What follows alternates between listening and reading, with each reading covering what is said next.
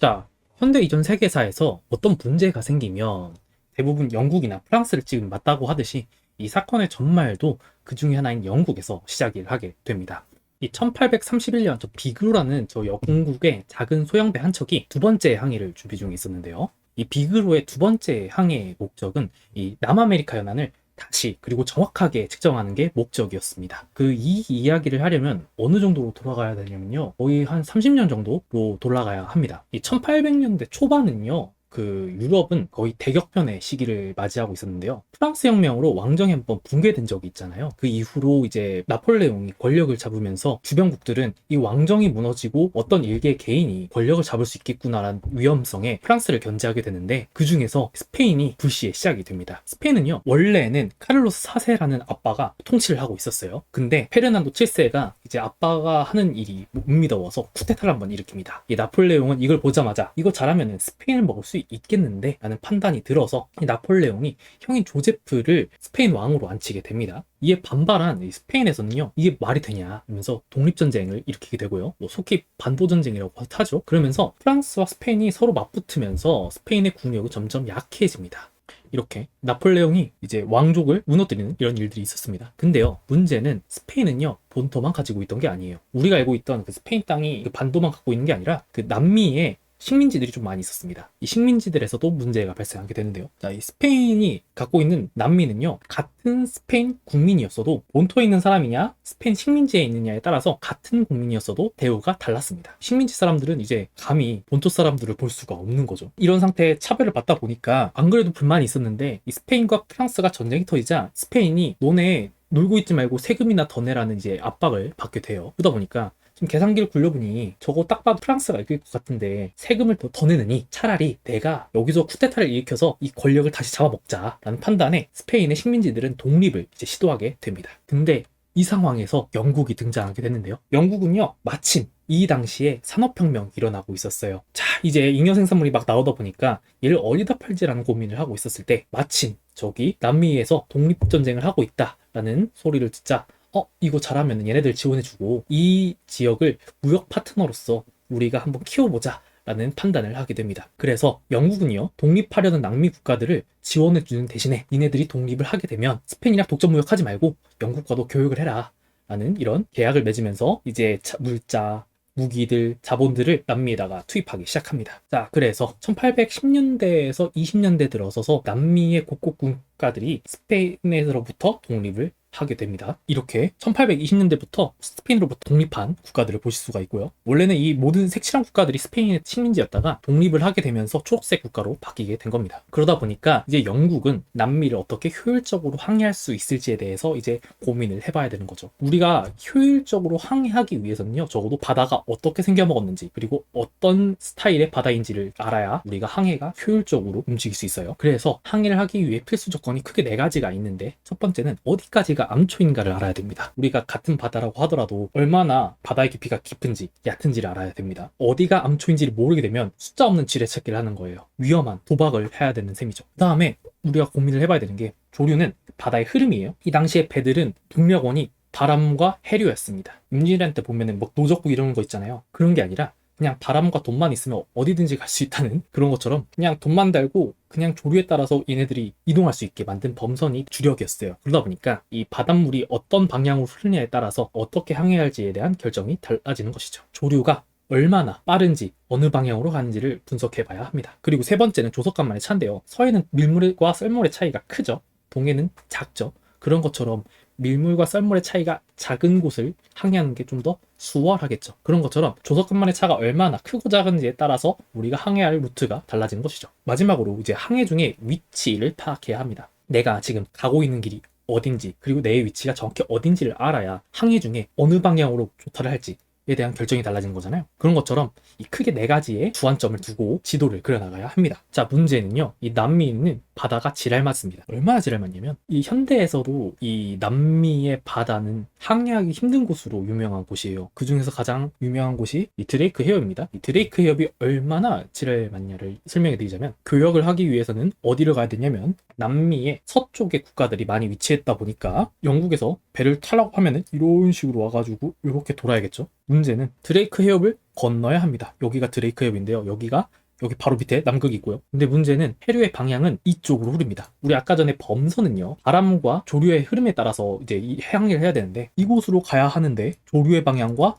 해류의 방향이 편서풍에 의해서요, 방향이 반대가 됩니다. 그러다 보니까 이 역방향의 항해를 완수하기 위해서는요, 진짜 목숨을 걸고 지그재그로 온몸 비트기를 하면서 항해를 해야 합니다. 갈 수 있을지도 미지수예요. 이 드레이크 해협을 항해해야 되는데, 그거를 조금 더 완만한 데가 어디냐? 여기 있는 마젤란 해협이에요.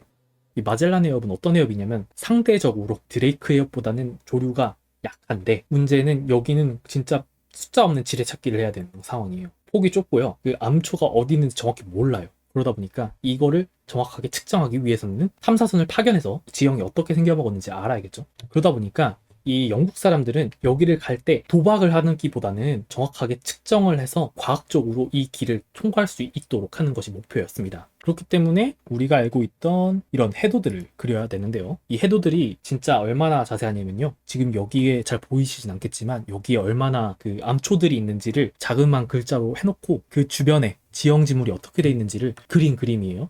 이게 실제로 다운받으면은 원본이 한 120메가가 됩니다. 엄청 큰 용량이에요. 이렇게 자세한 지도를 만들어서 항해를 하게 도와주는 그런 지도를 만들어야 합니다. 그래서 해도를 만드는 미션을 누구한테 주냐? 이 비그로에게 맡깁니다. 우리 아까 전에 비그로가 2차 항해라고 했잖아요. 이제 1차 항해를 설명해야 하는데요. 이 1차 항해는 살짝 수위가 높은 수준의 내용이 담겨져 있습니다. 1826년에 5월 22일에 첫 번째 선장으로 프링글 스토크스라는 사람을 선장으로 앉히고 플리머스 연안에서 해양 항해를 시작하게 되는데요. 이제 2년이 지난 1828년에 이 비그로에서 문제가 한번 터지게 됩니다. 이 비그로 항해하는 게 상당히 힘든 일이었어요. 왜 그러냐 보니까, 그래서 영국은 겨울 평균이 10도 정도라서 겨울에 EPL 볼 수 있잖아요. 겨울에 EPL을 볼 수 있는 이유가 영국의 따뜻한 겨울이기 때문에 가능했던 일인데, 여기는 여름철이 그랑 거의 맞먹는 수준이에요. 그러다 보니까 여기가 가장 더울 때가 거기에 겨울과 맞먹는 수준인 거예요. 이 상황에서 2년을 버텨야 되는 게 쉬운 일일까요? 아니겠죠. 게다가 이 배는 소형 선박인데 여기서 50명이 부대 껴서 생활을 해야 됩니다. 게다가 선장은 항해도 해야 돼. 그리고 인명관리도 해야 돼. 이것뿐만 아니라 매번 보고를 상부에 올려야 돼. 그러다 보니까 프링글 스토크스 선장에게 주는 압박감이 심해지는 것이죠. 춥고 일은 해야 되고 근데 책임은 내가 져야 되고, 그러다 보니까 이 스프링글 스토크스 선장이 좀 우울증에 빠지게 됩니다. 그러다 보니까요, 스프링글 스토크스 선장이 우울증에 빠져서 극단적인 선택을 하시게 되는데, 문제는 부상을 입은 상태로 며칠을 버티다가 돌아가시게 돼요. 그래서 이제 이 비그로의 선장을 이제 누가 앉히냐에 대한 고민을 해야 됩니다. 누구를 앉히게 되냐? 임시 선장으로 비그로에 있던 장교를 앉히게 되는데, 그 사람이 로버트 피츠로이라는 사람입니다. 이 로버트 피츠로이라는 사람은 훗날 이제 기상청장 자리에 오르는 그런 과학자 역할을 하시는 분이신데요. 이 피츠로이는 이 비그로 1차 항해를 어떻게든 임무를 완성시켜서 다시 영국 본대로 복귀를 해야 되는 상황입니다. 그래서 로버트 피츠로이는 일단은 어떻게든 수습을 해서 완성은 시킵니다. 문제는 이 완성된 해도가 완성된 것이 아니라는 점이죠. 이게 로버트 피츠로이 입장에서는 어쨌든 대충대충 해서 만들었어요. 근데 문제는 여기서 사고가 나면 책임은 누가 져야 돼요? 영국 해군성에서 져야 됩니다. 영국 해군성은 또 누굴 질타하겠죠? 피츠로이를 질타하겠죠. 그러다 보니까 이 피츠로이 입장에서는 완성은 했지만 이게 계속 부담감이 커질 수밖에 없는 것입니다. 그래서 로버트 피츠로이는요, 지인 찬스를 이용해서요, 영국 해군성으로부터 다시 2차 항해를 할 수 있게 도움을 얻습니다. 그래서 영국 해군성도 이제 감을 얻은 거예요. 지금 피츠로이가 만든 이 해도가 완벽한 것은 아닐 수 있겠구나 라는 판단을 이제 다시 얻게 되면서, 오케이, 그럼 비그로가 2차 항해를 다시 가 라는 이제 미션을 다시 얻게 되는데요. 그러면서 이제 이 비그로에게 4가지 퀘스트를 주게 됩니다. 먼저 첫 번째는요, 우리 아까 전에 했던 그 내용을 그대로 가는데요, 남미 남단의 해도를 다시 정확하게 만드는 것이 제일의 목표입니다. 그리고 메인 퀘스트가 어떤 거냐면, 오케이, 가는 건 좋아요. 우리 근데 가다가 휴게소 들리듯이 정박을 하게 될 거 아니에요. 그 정박하는 체크포인트를 크로노미터라는 고급 시계를 이용해서 거점별 경도를 알아오는 것입니다. 오른쪽에 있는 게 크로노미터라고 하는데, 보시면은 그냥 뭐 별거 아닌 시계겠지만 얘는 그 당시에도 만들려면 한 대당 거의 2천만 원이 정도로 들 정도로 값비싼 고급 시계예요. 얘가 왜 다른 시계들과 차별이 있느냐를 설명하자면, 이 당시에 일반적인 시계들은요, 우리가 태엽을 감아가지고 얘네들이 째깍째깍 돌아가면서 얘네들이 시간이 1초에 한 번씩 돌아갈 거 아니에요. 이런 나사 시계들은요, 흔들거나 뜨겁거나 차갑거나 할수록 시계에 오차가 발생하게 되는데요. 얘는 그 오차를 최소한으로 줄여서 검증받은 시계들을 의미하게 됩니다. 이 검증받은 시계들로 뭘 할 수 있느냐를 설명하게 되면, 우리 지구는요, 태양을 기준으로 자전을 하게 돼요. 1시간은 곧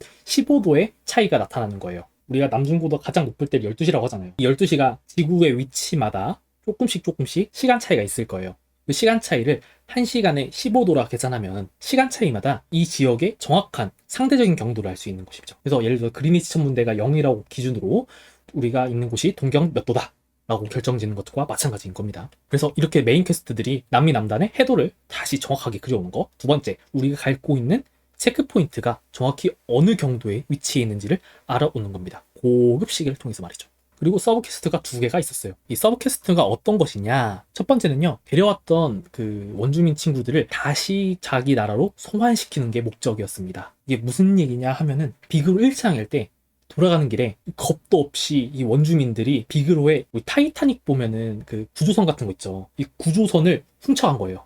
그러다 보니까 영국 해군성은 화가 나겠죠. 그러면서 이제 인질극을 벌이기 시작하는데 그 인질의 대상이 아이 4명이었습니다. 여기가 아이 3명이긴 한데 그 이유는 이제 4명을 데려갔다가 풍토병에 의해서 이 아이 1명이 죽습니다. 어쨌든 이 아이 4명을 이제 인질을 잡고 이 인질 잡은 4명을 사회화를 시켜서 이 그 지역에 다시 투입시켰을 때 그 부족들은 사회화가 되는지 아닌지를 실험해보고 싶었던 것입니다. 그리고 자, 마지막으로 서브퀘스트가 뭐가 있냐면 지도에는 담을 수 없는 내용들을 알아오는 것입니다. 우리 지도에는 뭐가 있었죠? 지도에는 그 지형의 높낮이, 그리고 바다의 흐름, 그리고 바다 밑에 있는 암초의 깊이가 어느 정도 차이가 있느냐 이런 것들을 아는데 그 외의 것들, 그 지형의 기후라든지 그 지역의 암석이라든지 생명체라든지 이런 것들을 추가적으로 알아오는 것이 목표였습니다. 이것은 사실 1창회 때도 했었지만 이거를 전문적으로 할 수 있는 사람을 뽑고 싶어 했습니다. 그 이유가 뭐냐면 이 당시에 이런 것을 전문적으로 하는 사람들을 박물학자라고 불렀어요. 이 박물학자는 지금으로 따지면 그 여행 유튜버도 하면서 교양과학 유튜버 같은 역할을 하는 사람들인데요. 이 사람들은 그렇게 자연에 있는 것들을 이제 알아가면서 이제 신이 만든 이 아름다움이 무엇인지를 이제 글로 쓰거나 그런 것들을 발표하거나 하면서 이 과학의 아름다움을 설명하시는 직업이었어요. 그 1창회 때도 사실 있었지만 2창회 때는 더 정식적으로 모셔오고 싶은 욕심이 좀 있었는데요. 그 이유가 전대 그 선장이었던 스토크스 선장을 나쁜 사례를 보면서 아, 내 마인드 컨트롤도 좀 해야 되겠구나 라는 판단이 좀 들었다고 합니다.